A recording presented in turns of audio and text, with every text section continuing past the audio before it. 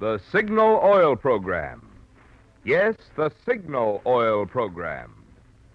The Whistler.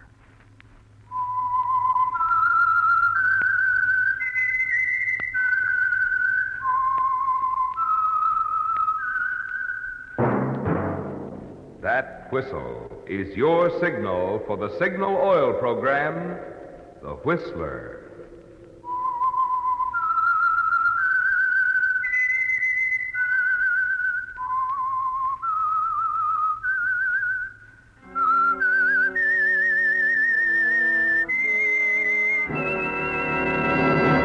I am the Whistler, and I know many things, for I walk by night. I know many strange tales hidden in the hearts of men and women who have stepped into the shadows. Yes, I know the nameless terrors of which they dare not speak. Friends, here's some exciting news. The latest Hooper ratings show that in the last 2 months, the listening audience of The Whistler has increased by more than 50%. Yes, sir, 50%. And even before this increase, The Whistler was rated tops in popularity for a longer period of time than any other West Coast program in radio history. What do we at Signal Oil think about this? Well, naturally, we think it's wonderful. And we want to say thanks to our regular audience and welcome to all you new listeners. And remember, friends, Signal gasoline is tops, too. And now, The Whistler's strange story.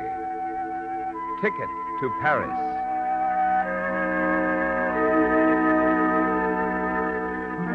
The young, attractive, dark-haired girl looked out through the dirty window pane of the old bookshop, watched the rain as it fell on Olive Street. Then, a few minutes after 10, she locked the shop door, turned out the light, and stood for a moment in the darkness. She rubbed her arms and shuddered, and then hurried through the darkened bookstore. She would always live in terror of the dark, of even the next moment, so long as one man remained alive, the man who was living only to kill her. She'd been forced into the back streets of obscurity to escape him, and though she despised this grim little bookshop where she worked for the old woman named Hattie Simmons, the job paid for her keep, provided her with more safety than she could find anywhere else. As she reached the door to a room in the back of the shop, she stopped and listened. There was someone in the room, searching in the darkness. She threw open the door and switched on the lights. Oh, hello, Madeline. Hattie, what are you doing here in my room? I couldn't sleep, and this old rocker here is so comfortable, I thought I'd come in and sit a while. Oh, my, it's comfortable. You don't mind, do you, dearie? No, I don't mind. It's the storm, I suppose. Makes me so restless. Hattie, Yes, dearie? my trunk. I'm certain I had left it closed. Oh, that. Well, you see... The wine bottle is in the cupboard. Help yourself. Well, now, I don't like to pick up the habit, mind you, but seeing that I can't sleep... Perhaps these would be better for you. Oh, the sleeping tablets. Yes, I was looking for them. The box was here on the table. Dear me, my eyes, you know. Here you are. Madeleine, it always struck me kind of queer, a young girl like yourself taking so many of these pills. They're harmless. Yes, I suppose. But you always seem to have so much on your mind, dearie. Yes, I have many things on my mind, Hattie. Yes. Madeleine? Yes? While I was looking for sleeping pills, I noticed your name on the trunk. Didn't think portier was spelled that way. Portier. P-O-R-T-I-E-R. Oh. I couldn't help but notice something else, dearie. Inside the trunk. A gun. Of course I have a gun. During the war, many French women had guns. We had to have them. Yes, I suppose. I was just wondering, how come you've got a German gun? Hattie, why don't you take the pills and go back to your room? I'm very tired. All right, Madeline. You close up the shop all right? Yes, it's locked. Never know when we might have thieves, you know. Good night, dearie. Have a nice sleep.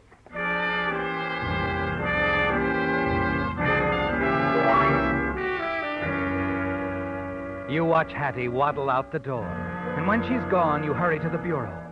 From the top drawer, you take out a folded newspaper, and for the 100th time, you stare at the photograph on the front page. The photograph of a man in a Nazi uniform. Over it is the name Heinstadt and a question mark. Next to it is another photograph, a young, smiling American correspondent, Alan Tennyson, recently home from Europe. You slip the newspaper into the pocket of your raincoat and hurry out of your room into the shop. And then as you open the front door... Hiya, Frenchie. Oh, you frightened me. What are you doing here, George? Can a guy come around to see his old aunt once in a while? Huh? Hattie has gone to bed. Fine. I really didn't come around to see her anyway. I'm sorry. I'm going out. Hey. What's your hurry? George, please, let me by. It's raining, baby. Terrible night to be out. Please. Much better to stay in. Curl up with a good book. Or something. Madeline? Madeline, is that you out there? I thought you said the old goat had gone to bed. Madeline, what? Oh, it's you. What are you doing here, George? That seems to be the burning question of the week. Good evening, Aunt Hattie. Madeline, I thought you were going to bed. No, I decided to go for a walk. In this weather, dearie? Don't worry about me, Hattie. Good night.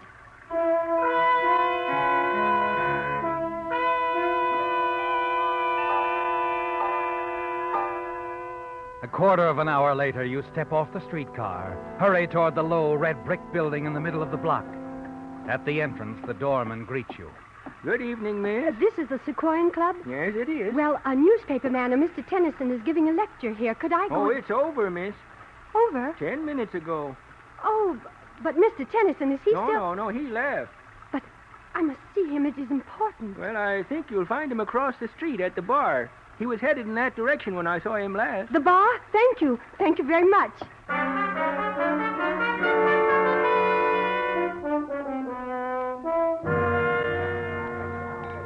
Here we are. Drink? No. Well, if you won't have a drink, what's on your mind?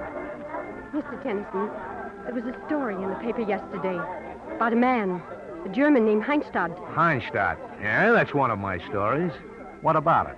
This man they're holding in a Paris prison. The French government is not certain he is really Heinstadt. No, they're not. Plastic surgery is a great thing. But certainly there are ways... They know what they're doing. It'll take a little time.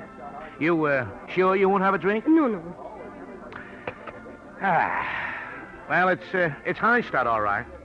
Look, what makes you so interested in this? Oh, I am curious. Yeah, that's been established. I used to know him. That's so? When? During the war in my country when the Nazis occupied Paris. You speak pretty good English for a mamselle. I was educated in England. I see. And just how did you and this Heinstadt get along? Not very well, I am afraid. I'm sorry. You have heard of the Chateau Polonais? Well, I've been there. It used to be Heinstadt's headquarters in Paris. So? Well, before the war, I worked at the chateau for a very fine family. Then Heinstadt took over. Only the servants remained. We were forced to work for Heinstadt. Not very pleasant, huh? Especially for a girl. Pretty one at that. It was unpleasant for several of us. So now you'd like to see Heinstadt get what's coming to him. But first they must be certain it is the right man. There must be no mistake. Oh, there won't be. But like I said before, it'll take time. It wouldn't take me to any time. I would know him instantly. Uh-huh. Why are you looking at me like that? You are pretty. Very pretty. Yeah. You'd look good on the front page. What? My picture? My syndicate could use a follow-up story on Heinstadt. French girl tells all. Sinister figure of Paris occupation. Oh, no, Think of the publicity, baby. Wouldn't do you a bit of harm. And with the movie studios only a stone's No, throw... I'm not interested. Well, that's a switch. I was sure that's what you were driving at. Excuse me, Mr. Tennyson, I must go. Just a minute. Please. What's really on your mind? Nothing. Nothing at all. Why? You interest me. There's something about you that's a little different, and I like people who are different. I like to know what makes them tick. In your case, I think I'm going to enjoy finding out.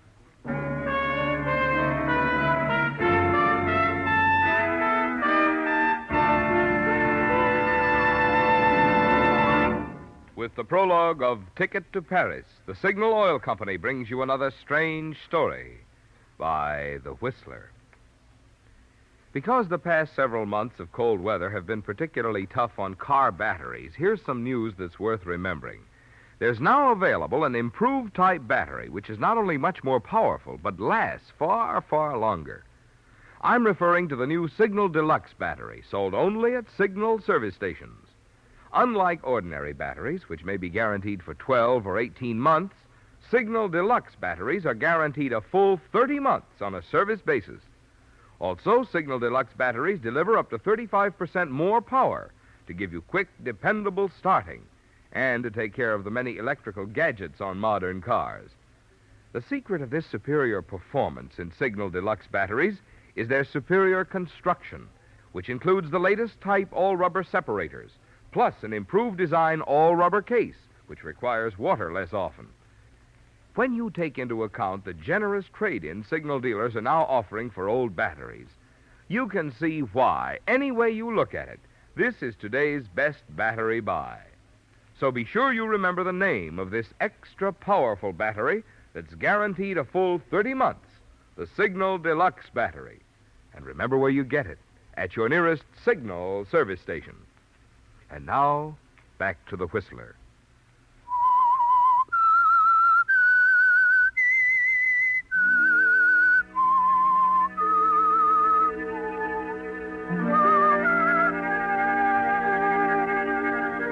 Yes, Madeline. The thought of your picture in the newspaper, the publicity frightens you, doesn't it?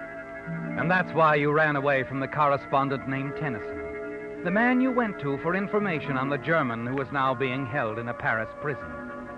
You hurry back to the little bookshop, spend a sleepless night wondering if the prisoner is Heinstadt.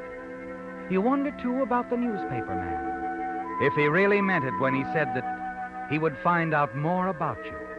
The next day, find you in the bookshop as usual, and by afternoon, you're convinced you've seen the last of Tennyson, when suddenly a voice behind you...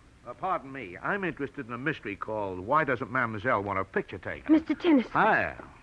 How did you find me? Let's go next door. We'll talk about it over coffee. No, I'm alone in the shop. Besides, there's nothing to talk about. You gave me quite a chase last night. Why are you afraid, Madeline? How did you know? The cop on the beat said it was Madeline.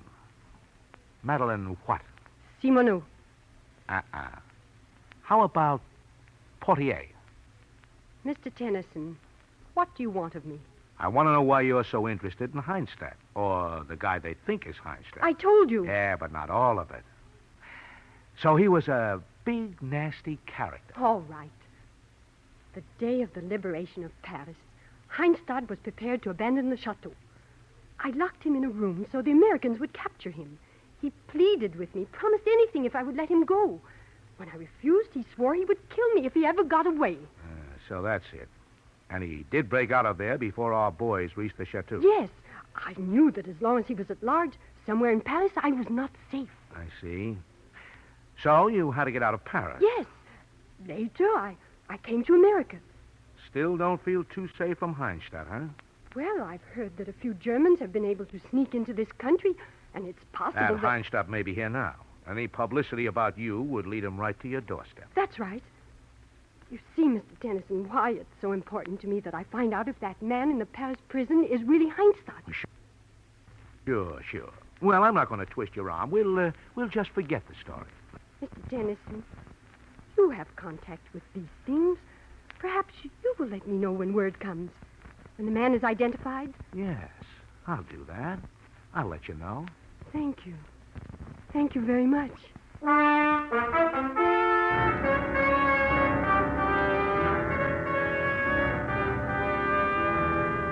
The days pass slowly, don't they, Madeline? And Alan Tennyson doesn't call. You wonder what is causing the delay, why the French authorities can't make up their minds about the man in prison. Perhaps you tell yourself the government has decided the man isn't Heinstadt, and that the matter has been quietly shelved. Yes. And if that's the case, the man who has sworn to kill you is still at large, perhaps right here in Los Angeles. You become increasingly nervous as the days go by, and then finally there's a telephone call from Tennyson. He sounds urgent. Asked you to meet him at the bar where you'd met before. Oh, Madeline, over here. Oh, yes. Am I on time, Mr. Oh, Tennyson? you are. Sit down here. Thank you. Oh, waiter, champagne, the ladies here. Champagne. Ah, it's an occasion, Madeline. Wait, you have something to tell me. Please don't keep me in suspense. Listen, for you. April in Paris. Mr. Tennyson, Wait. There's still the champagne. Been in this bottle since 1922. Ah, there you are, sir. Oh, Mr. Tennyson, please tell me. We'll drink to it, Madeline. Your glass.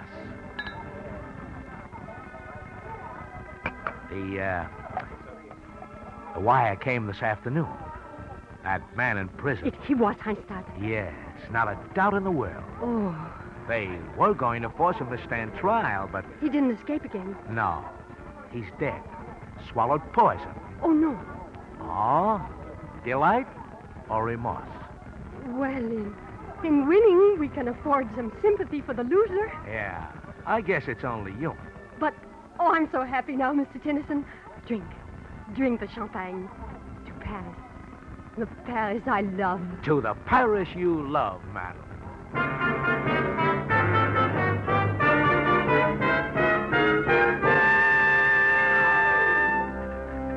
Yes, Madeline, you're eager to celebrate, aren't you? Because this news of Heinstadt's death clears the way for you. Yes, not just to the Paris you loved, but to the hidden wealth in the cellar of the Chateau Perlinese. Only you know about that, Madeline, because it was you who hid it there. A fortune, Madeline, yours now for the price of a ticket to Paris. That's all you need to do. Return and take what belongs to you through your own cleverness.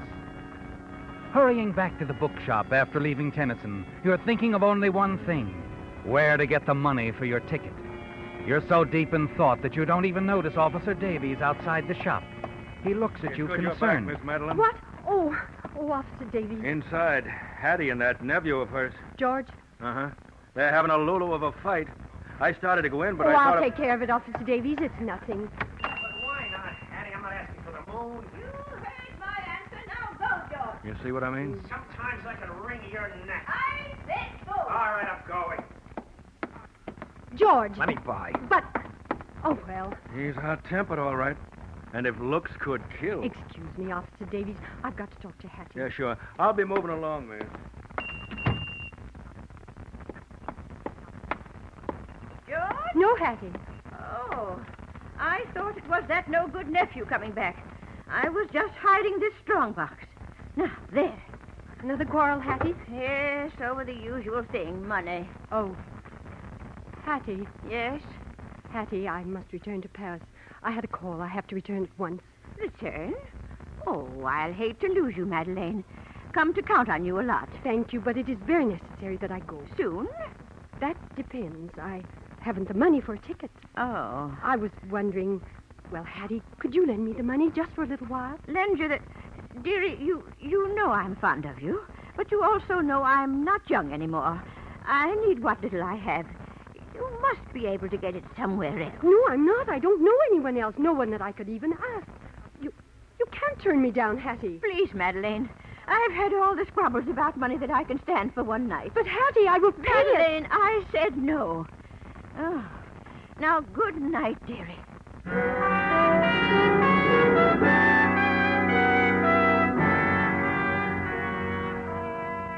She's refused you, Madeline. When you counted on her so much. But it isn't over, is it? No, it can't be. You have to get to Paris, even if it means stealing the money. You'll be able to repay Hattie 3 times over. The following afternoon, the opportunity you've been waiting for presents itself. Hattie leaves the shop. You wait a half hour after she's gone, to be sure she's not just on an errand to the corner store. Then you close the shop, hurry to Hattie's room, and go to the drawer where she's placed the strong box. It's still there. You pick it up, hurry back to your own room, and there you try to force the lock, and then... Well, sweetheart, we seem to have the same ideas about things. George. Yeah. That's right, George. Boy with the key to the front door. I'll take the strong box, baby. No. Oh, but yes. Give it to me. And you can tell my dear aunt that she won't be seeing me for some time. No, George, you mustn't take that box. Get away from me. Give it to me, George. Get away! He shoves you aside and you fall in a daze, your head striking lightly against a trunk. You look at it, Madeline. It's your trunk, your own. And suddenly you remember there's a gun inside. Madeline, put that down. Give me that box, George. Don't come any closer to me. George, I warn you. Madeline, you wouldn't. You couldn't shoot me. Madeline.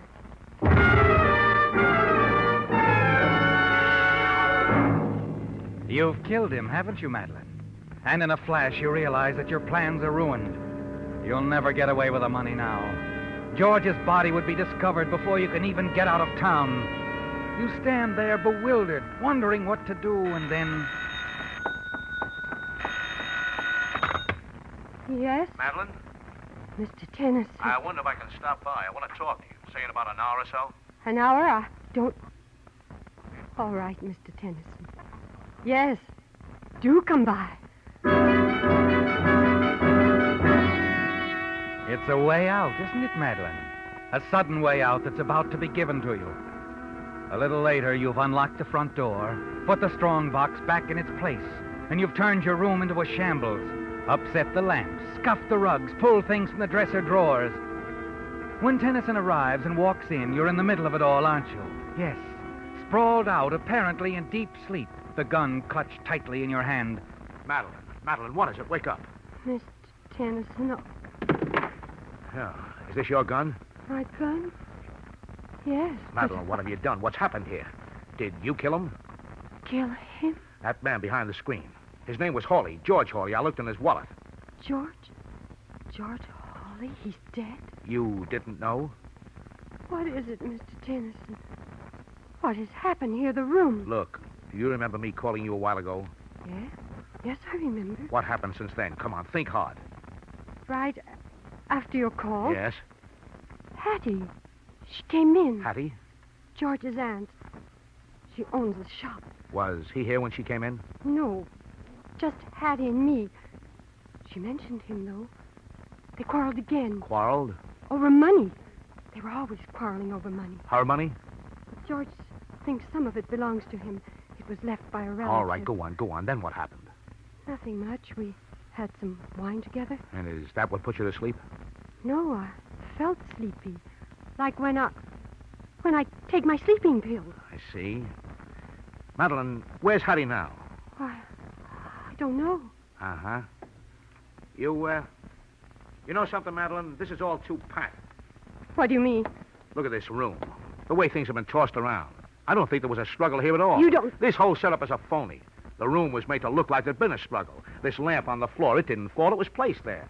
The bookcase, it was pulled from the wall. Mr. Tennyson, Look, Madeline, I've been suspicious of you right from the start. You and that Heinstead guy. But I explained I like why. to do my own explaining, find my own answers. Last night I got to thinking you might have been Heinsted's girlfriend.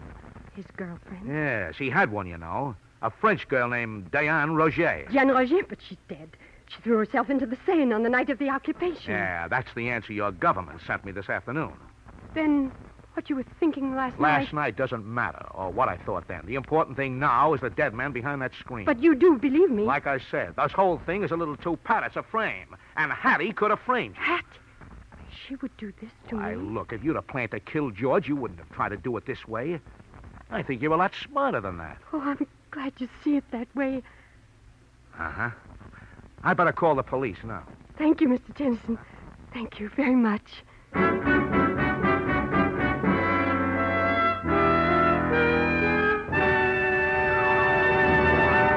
The Whistler will return in just a moment with the strange ending to tonight's story. But now, a message from missing drivers. I mean drivers who are missing something. And that means you, if you're not powering your car with Signal, the famous Go Farther gasoline. One thing you're missing is that good mileage, which has made Signal gasoline known throughout 6 western states, from Canada to Mexico, as the Go Farther gasoline. But equally important, you're missing the superior performance in today's Signal gasoline, which makes such mileage possible.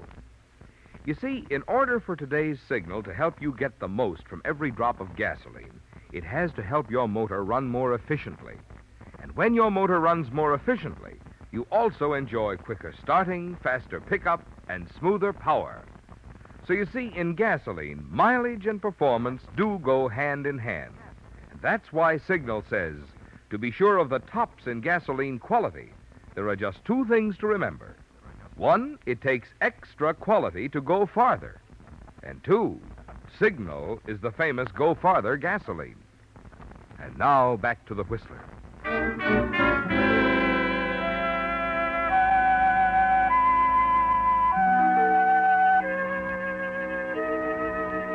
You congratulate yourself, Madeline. Your plan seems successful. You're certain you've sold Alan Tennyson on the idea that you were the victim of a plot by Hattie, that she had killed her nephew and had fixed the blame on you. And now it looks like he's going to help you, because he seems convinced of Hattie's guilt. You listen as he calls the police and tells them what's happened. Then he calls his newspaper. Minutes later, he's back in your room, and you notice a strange expression on his face. Is something wrong? One of the boys just cabled a story from Paris. The French authorities found a fortune in jewels in the cellars of the Chateau Polonais. Oh, no. You seem disappointed.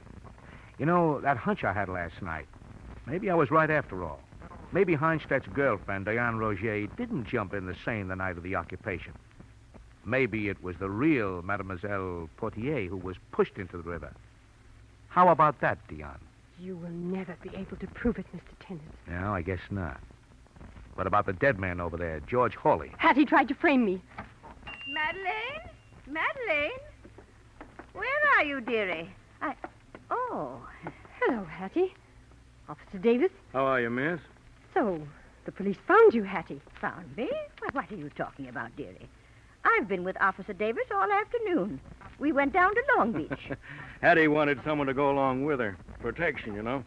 And it was my afternoon off. Protection? That's right, dearie. Forget what I said last night. I changed my mind. I decided to go down to the bank where my brother works to get the money you wanted for your ticket to Paris.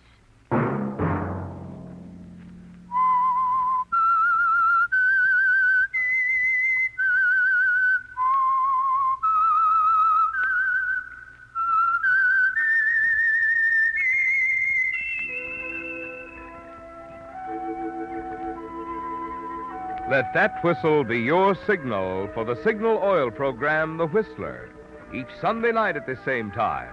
Brought to you by the Signal Oil Company, marketers of Signal gasoline and motor oil and fine quality automotive accessories. Signal has asked me to remind you, to get the most driving pleasure, drive at sensible speeds, be courteous, and obey traffic regulations. It may save a life, possibly your own.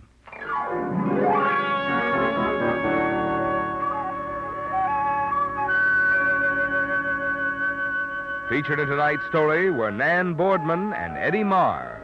The Whistler was produced and directed by George W. Allen, with story by Robert Stephen Brody and music by Wilbur Hatch, and was transmitted to our troops overseas by the Armed Forces Radio Service.